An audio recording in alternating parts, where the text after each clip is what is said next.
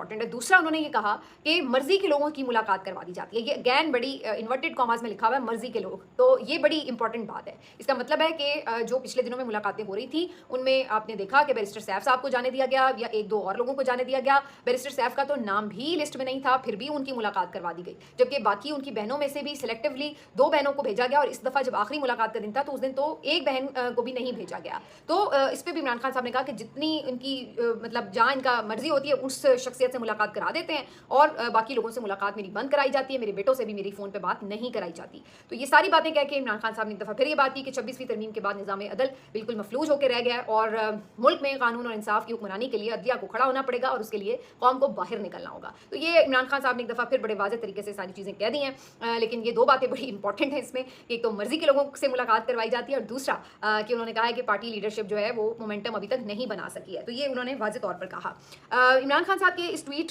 के बाद